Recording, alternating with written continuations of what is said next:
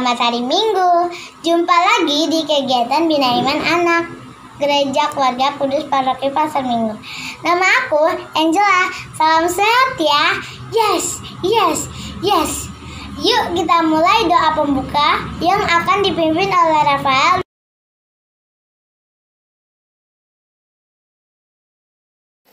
Dalam nama Bapa, Putra, dan Roh Kudus. Amin. Bapa, aku bersyukur dan terima kasih atas penyertaan-Mu hari ini. Sekarang kami ingin melaksanakan Bina Iman. Kiranya Tuhan menyertai kegiatan kami hari ini. Bapa kami yang ada di surga, dimuliakanlah nama-Mu, datanglah kerajaan-Mu, jadilah kehendak-Mu di atas bumi seperti di dalam surga. Berilah kami rezeki pada hari ini dan ampunilah kesalahan kami seperti yang kami ampuni yang bersalah kepada kami, dan jangan memasukkan kami ke dalam pencobaan, tetapi bebaskanlah kami dari yang jahat. Amin. Nama Bapa, Putra, dan Roh Kudus. Dan sekarang, yuk kita bernyanyi Yesus Pokok Anggur bersama Ellen dan Olivia.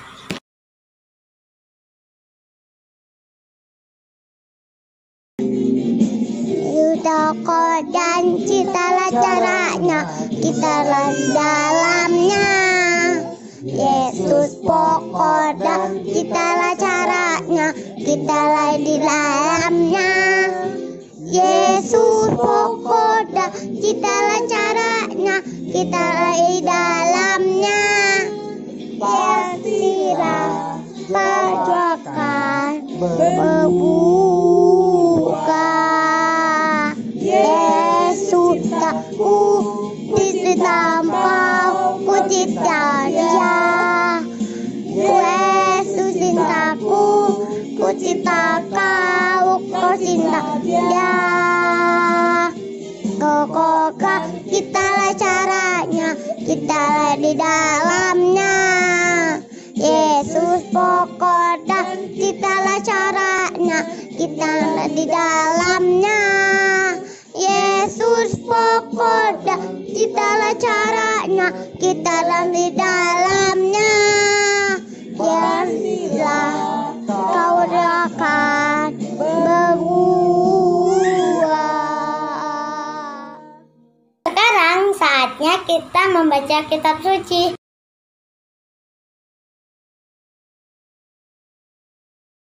Matius 21 ayat 33 sampai 43. Perumpamaan tentang penggarap-penggarap kebun anggur. Dengarkanlah suatu perumpamaan yang lain. Adalah seorang tuan tanah membuka kebun anggur dan menanam pagar sekelilingnya. Ia menggali lubang tempat memeras anggur dan mendirikan menara jaga dalam kebun itu. Kemudian ia menyewakan kebun itu kepada penggarap-penggarap, lalu berangkat ke negeri lain. Ketika hampir tiba musim petik, ia menyuruh hamba-hambanya kepada penggarap itu untuk menerima hasil yang menjadi bagiannya. Tetapi penggarap-penggarap itu menangkap hamba-hambanya itu. Mereka memukul yang seorang, membunuh yang lain, dan melempari yang lain pula dengan batu. Kemudian tuan itu menyuruh pula hamba-hamba yang lain lebih banyak daripada yang semula. Tetapi mereka pun diperlakukan sama seperti kawan-kawan mereka. Akhirnya ia menyuruh anaknya kepada mereka, katanya, "Anakku akan mereka segani." Tetapi ketika penggarap-penggarap itu melihat anaknya itu, mereka berkata seorang kepada yang lain, "Ia adalah ahli waris, mari kita bunuh dia, supaya warisannya menjadi milik kita." Mereka menangkapnya dan melemparkannya keluar kebun anggur itu, lalu membunuhnya.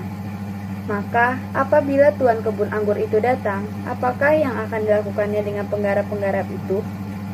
Kata mereka kepadanya, Ia akan membinasakan orang-orang jahat itu, dan kebun anggurnya akan disewakannya kepada penggarap-penggarap lain, yang akan menyerahkan hasilnya kepadanya pada waktunya.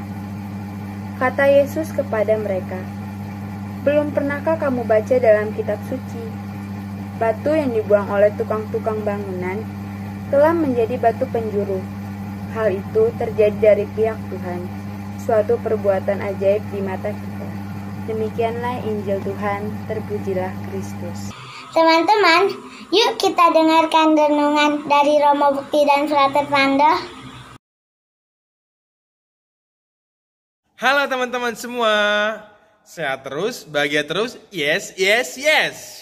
Oke, minggu ini yang mengisi renungan adalah Frater Richard. Frater dan juga Romo Bukti mau urus tentang pandemi dulu ya. Oke, kita dengerin Frater Richard yuk.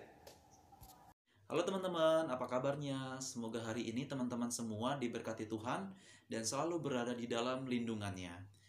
Hari ini merupakan hari Minggu biasa ke-27. Tetapi di dalam liturgi gereja, hari ini 4 Oktober juga gereja memperingati peringatan wajib Santo Fransiskus dari Assisi. Apakah di antara teman-teman sekalian ada yang memiliki nama baptisnya nama Santo Fransiskus dari Assisi? Apakah ada teman-teman atau mungkin kenalan teman-teman, orang tua teman-teman, atau mungkin saudara teman-teman yang memakai nama Santo Fransiskus dari Assisi sebagai nama baptisnya? Apakah ada?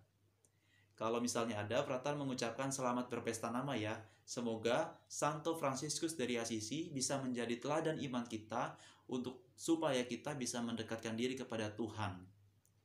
Dalam bacaan Injil hari ini, teman-teman, diambil dari Injil Matius bab 21 ayat 33 sampai 43. Injil ini mengisahkan tentang perumpamaan penggarap-penggarap kebun anggur. Perumpamaan tentang penggarap-penggarap kebun anggur.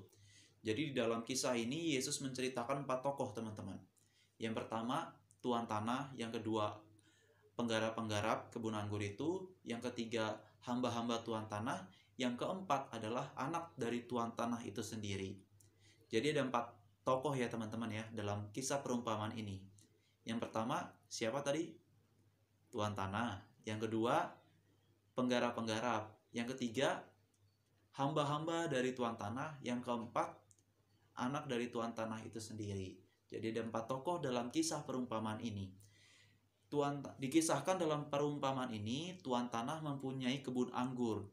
Ia menawarkan kebun anggur itu kepada para penggarap-penggarap, teman-teman.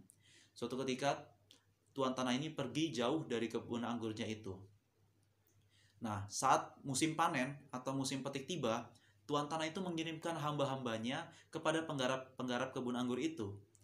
Akan tetapi, apa yang terjadi, teman-teman? Penggarap-penggarap itu mengusir dan menolak hamba-hamba yang telah diutus oleh tuan tanah itu. Nah, ini kejadian pertama ini, tuan tanah tahu. Tuan tanah tahu akan peristiwa ini. Akhirnya dia kembali mengutus hamba-hambanya. Yang kedua, ia mengutus hamba-hambanya kepada penggarap-penggarap itu. Akan tetapi, kejadiannya sama juga. Penggarap-penggarap itu menolak dan mengusir para hamba-hamba yang telah tuan tanah utus kepada mereka. Nah, tuan tanah tahu juga peristiwa ini. Dan setelah itu tuan tanah mengutus anaknya sendiri dengan harapan bahwa anaknya itu disegani oleh para penggarap kebun anggur. Nah, apa yang terjadi, teman-teman? Anak dari tuan tanah ini sendiri ditolak juga sama penggarap-penggarap kebun anggur. Nah, ini sesuatu yang mengejutkan bagi tuan tanah. Hamba yang pertama ditolak, hamba yang kedua ditolak, lalu anaknya sendiri pun juga ditolak oleh penggarap kebun anggur itu. Nah, ini sesuatu yang membuat tuan tanah itu merasa kesal. Tuan tanah merasa kecewa juga, merasa marah dengan para penggarap-penggarap kebun anggur itu ya teman-teman. Nah, ini merupakan perumpamaan tentang penggarap-penggarap kebun anggur di dalam Injil Matius ini.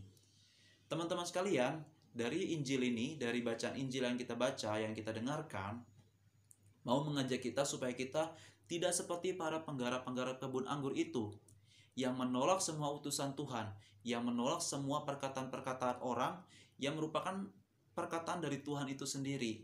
Misalnya kita bisa lihat, kita bisa amati melalui orang tua kita, atau melalui ibu guru kita, melalui bapak guru kita yang ada di sekolah, juga melalui saudara-saudara kita, kakak-kakak kita, gitu.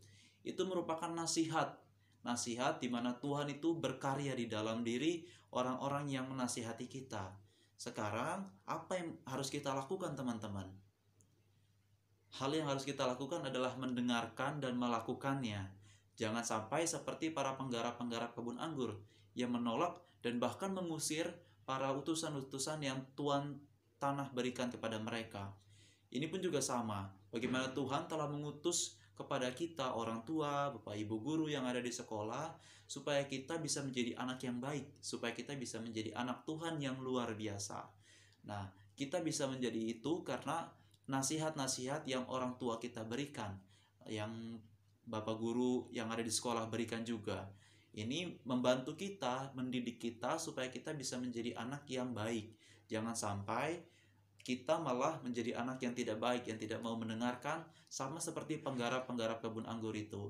Hasilnya apa? Kalau misalnya terjadi seperti itu, para penggarap-penggarap kebun anggur akan dihukum oleh tuan tanah. Nah, itu pun juga yang akan terjadi kepada teman-teman kalau teman-teman tidak mau menuruti atau mau mendengarkan perkataan atau nasihat dari orang tua.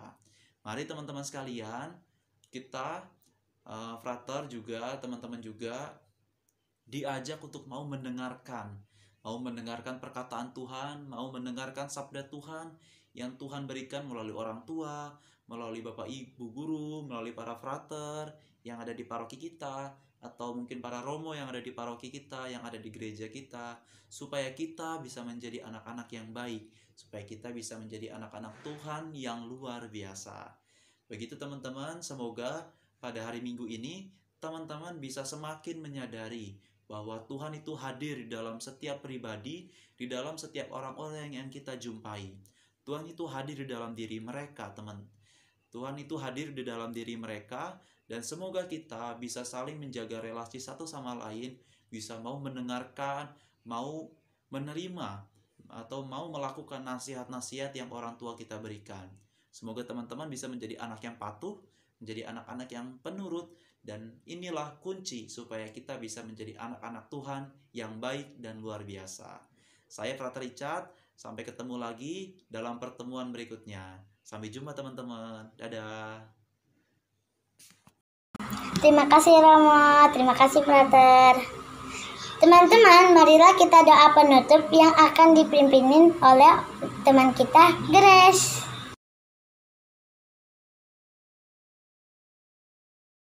Mari kita bersatu dalam doa. Dalam nama Bapa, Putra, Kudus, amin.